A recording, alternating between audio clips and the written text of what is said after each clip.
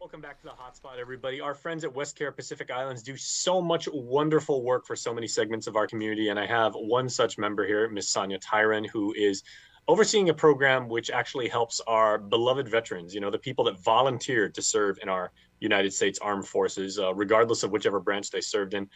Many of them now find themselves challenged to find stable work, have a place to sleep at night, get a meal. And that is so, so tragic. But Sonia, you are really doing amazing work with that. So Hafide, and welcome to the show. Happy day, Jason. Good morning. Good morning. Um, it is. So our program is called Path to Freedom.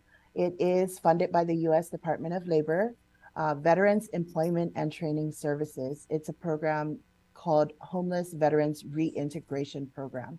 And so what we do here is it's a 3-year grant.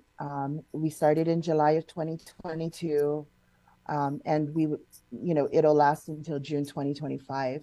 And the main goal of our program is to assist veterans in obtaining and maintaining meaningful employment.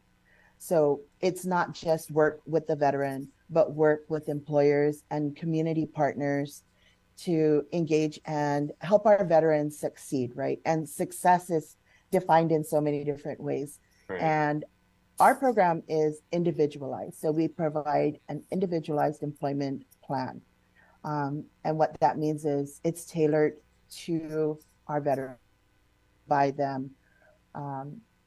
And we work with the veterans to get that employment, and then we continue to work with the employers and the veteran to ensure that they maintain that placement or job Mhm. placement. Sonia, what are some of the skills that your program provides for these veterans? Because I'm thinking, these are a very special breed of people because they're by the nature of the fact that they did serve. Self-discipline is ingrained in them, and the ability to do the job until it's complete and everything like that. But then when you go from that vocation to maybe into the private sector or to like a nonprofit and everything like that, it can be a completely different world. That's the interesting part, right? So in since I've started working with veterans, I have realized that the certifications that they get while in active duty or while serving doesn't carry over to the civilian life. And so what that means is they've had all this experience. If a job requires a certificate,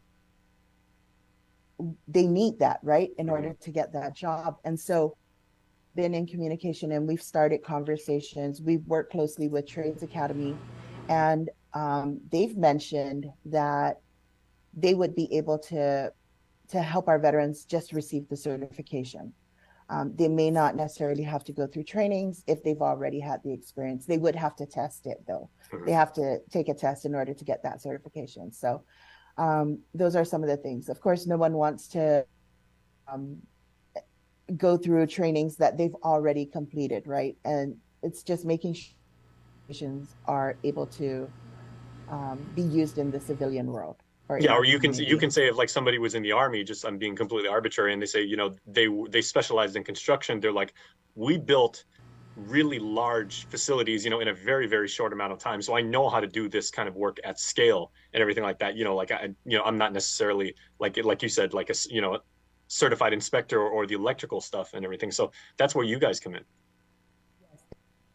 Together with community partners, with our partners in the community, like Trades Academy or Pacific Human Resources. Just working together with others in the community to get that certification that they need so that they can be employable. Mhm. Okay. Are you finding, Sonia, that the types of veterans that you're dealing with? Because the other thing is, we don't want to gloss over this, but you're specifically assisting veterans who now find themselves without a permanent place of residence. So homeless veterans. Are these veterans kind of like on the older um, age range? Because like I know some vets, that have served 2-3 years in the Navy and they get out and like they're 21, 22, and they are absolutely veterans themselves as well. They absolutely have Yeah. done that because they have served. So we haven't started accepting applications for services. So we haven't provided services to any veterans. That'll Okay. happen. So we will start accepting applications next week, October 24th. Our office here is at Reflection Center in Agana. They could call us at 671-472-0218 or 9. And they could call extensions 100 or 112, or they could send an email if they're a service provider or a veteran themselves, or even an employer looking to hire veterans. They could email us at pathtofreedom@westcare.com. Could And someone maybe make a referral and say like either, I have a cousin who, just got out of the military and he's fallen on hard times, or I know someone is like, around my neighborhood, and would you guys be able to help them out? yes, and so that's part of it as well. Okay. If there comes a point someone knows of a veteran that may need our services, benefit from our services, they could call our office and we could possibly meet with the veterans out there.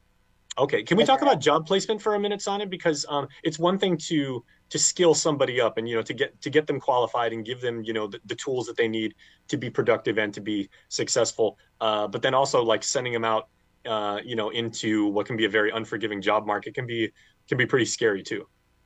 yes, and so for job placement, what we do is with the case manager, our veterans will develop an individualized employment plan.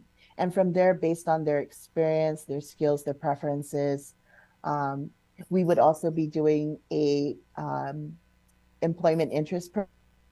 So a career aptitude test, just based on their personality, their experiences, what they enjoy most. So that's one way we could figure out about placement. And then some vets know exactly what they want to do, and they would come in best to try and place them with employers. And like I said, we are looking if we have employers out there that are looking to hire veterans for our office. Yeah, I mean, veterans. I mean, they've gone through the training, they've taken the test, they've passed the test, and everything like that. Like I don't know an organization like on Guam that isn't proud to hire here. So, what more help can we, the community, give you folks down at WestCare to continue to make this program help? Because I know, of course, you get substantial support from the federal government to make this happen and everything like that. But this is a huge amount of work for you. I'm sure it's not just you, like doing all the work yourself. And like I said, I guess it would just be if anyone knows of a veteran who needs our services or would benefit from our services, they could definitely come by or give us a call. We could reach out to them, or they could call us directly. We're very accommodating. Um, and so doing that, and then if you know of an employer, then send them our way. We really like to get our vets into the community and into employment. So any bit of help. This is a fantastic program. So Sonia, a final word and everything like that. What does it mean for you to be able to contribute for Guam and to give back to the to vets? And like you said, once the applications do start coming in, and once you start providing that one-to-one personalized training and everything like that, you're uplifting someone who is very much deserving of that. So what does that mean to you? Gosh, I just got goosebumps when you asked me that. I think there's no real words that could describe that, right? It's just giving back to someone who's made so many sacrifices by protecting us, even other countries, right? Just being able to just give them that little bit of hope, right? Give them some sort of support, make them believe in themselves, right? And it's it's just it's goal, I guess is the best way to describe.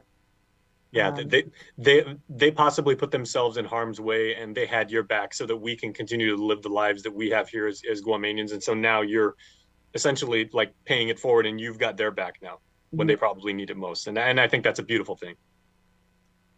Okay, so Thank you. real quick, Sonia, what are the numbers once again where people can reach WestCare Pacific Islands if they would like more information about this program? So it is 671-472-18 or 9, extensions 100 or 112. And they could also send an email to pathtofreedom@westcare.com. You got to remember that 671, everybody. Remember that. That's bit me in the butt a few times over the last year, but you get used to it. All right, that is Sonia Tyron. That is WestCare Pacific Islands, and that is the Path to Freedom program. Sonia Sidus Masi, and it's a wonderful thing that you guys are doing. We always enjoy interviewing our friends from WestCare because you guys are doing such wonderful work. Sidus Masi, Jason, thank you for having me. I always greatly enjoy interviewing a Malesso girl. Melissa rules. There you go. All right, Sonia, thank you. Thank you. And we will be back with more show right after this.